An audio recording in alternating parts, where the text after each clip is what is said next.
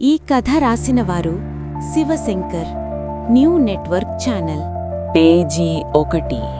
సమ్రాట్ అవతార కథ ప్రారంభం. ఆకాశం నిశ్శబ్దంగా ఉంది, కాని ఆ నిశ్శబ్దంలోనే ఒక భయంకరమైన శక్తి దాగి ఉంది. నక్షత్రాలు ఒకదానితో ఒకటి ఢీకొన్నట్లు మెరుస్తున్నాయి. భూమి హృదయం తొలిసారి కంపించింది. ఆ రాత్రి ఒక చిన్న గ్రామంలో ఒక శిశువు జన్మించాడు. ఆ శిశువు పేరు సమ్రాట్. సమ్రాట్ పుట్టిన క్షణంలోనే ఆకాశంలో మెరుపులు చీల్చుకున్నాయి, గాలులు వేగంగా తిరిగాయి, నదులు ఒక్కసారిగా ఉప్పొంగాయి. గ్రామ పెద్దలు ఆశ్చర్యంతో చూశారు. ఇది సాధారణ శిశువు కాదు అని ఒక వృద్ధుడు మెల్లగా అన్నాడు. సమ్రాట్ తల్లి ధైర్యవంతురాలు. ఆమె కళ్లలో భయం లేదు, ఎందుకంటే ఆమెకు తెలుసు ఈ బిడ్డ భూమి కోసం పుట్టాడు. బాల్యంలోనే సమ్రాట్ విచిత్రమైన లక్షణాలు చూపించాడు. 3 సంవత్సరాలకే రాయి ఎత్తాడు. 5 ఏళ్లకే గాయాలు తాకితే మాయమయ్యేవి. అతని కళ్లలో ఒక ప్రత్యేకమైన వెలుగు. అది కోపం కాదు, అది న్యాయం. ఈ కథను ప్రెజెంట్ చేసినవారు న్యూ నెట్వర్క్ టెలిగ్రామ్ ఛానల్. ఒకరోజు అడవిలో ఒక క్రూరమైన మృగం గ్రామాన్ని దాడి చేసింది. అందరూ పారిపోయారు, కాని చిన్న సమ్రాట్ ముందుకు నడిచాడు.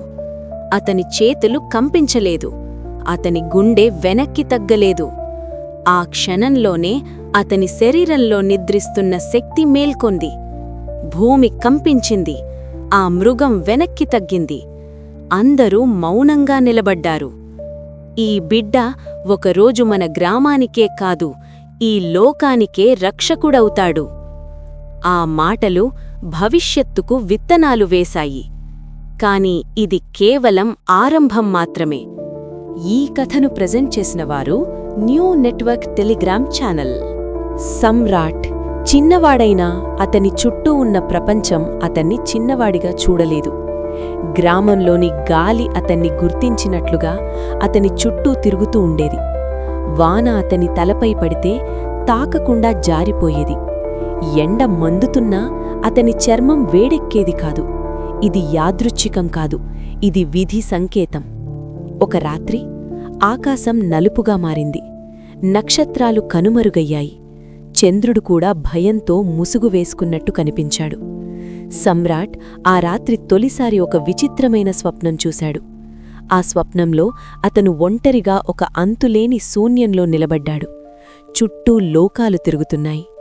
భూమి, ఆకాశం, అగ్ని, జలం అన్నీ ఒకే వలయంలో కలిసిపోయాయి. అప్పుడొక గంభీరమైన స్వరం వినిపించింది. సమ్రాట్! ఆ స్వరం కోపంగా లేదు, కాని అది ఆజ్ఞలాగా ఉంది. నీ శక్తి నిద్రలో ఉంది, అది మేల్కొంటే విశ్వం కంపిస్తుంది. సమ్రాట్ భయపడలేదు. అతని కళ్లలో ప్రశ్న మాత్రమే ఉంది. నేనెవరు అని అడిగాడు. ఆ శూన్యం వెలుగుతో నిండింది. అగ్ని రూపంలో ఒక దివ్య ఆకారం అవతరించింది. నీవొక యోధుడివి కాదు, నీవొక రక్షకుడివి. ఆ మాటలతోనే సమ్రాట్ శరీరంలో ఒక వేడి అల పుట్టింది.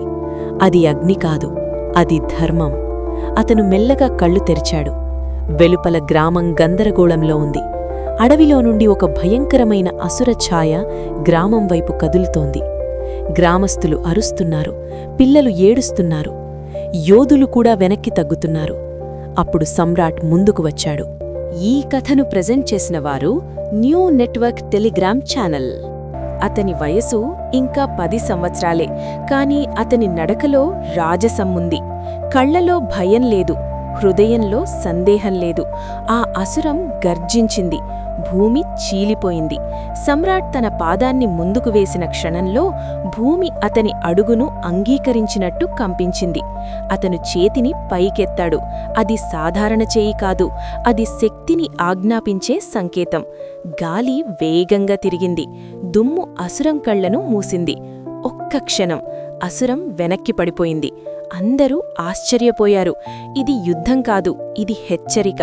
సమ్రాట్ శక్తి ఇంకా పూర్తిగా మేల్కోలేదు. ఆ రోజు రాత్రి గ్రామ పెద్దలు ఒక నిర్ణయం తీసుకున్నారు. ఈ బిడ్డను ఇక్కడ ఉంచడం ప్రమాదం. అప్పుడొక వృద్ధ సాధువు ముందుకొచ్చాడు. తెల్లని గడ్డం, కళ్లల్లో వేల సంవత్సరాల జ్ఞానం. సమ్రాట్ను గిరిశిఖరాల అవతల ఉన్న దివ్యగురువుని దగ్గరకు తీసుకెళ్లాలి. అతని మాటలు విధిలా మారాయి. సమ్రాట్ తల్లి కన్నీళ్లు పెట్టుకుంది. కాని ఆమెకు తెలుసు, ఈ విడిపోవడం లోకాన్ని కలిపే రోజు కోసం. సమ్రాట్ ప్రయాణం ప్రారంభమైంది. అది ఒక గ్రామం నుండి ఇంకొక గ్రామానికి ప్రయాణం కాదు, అది మనిషి నుండి విశ్వరక్షకుడిగా మారే ప్రయాణం.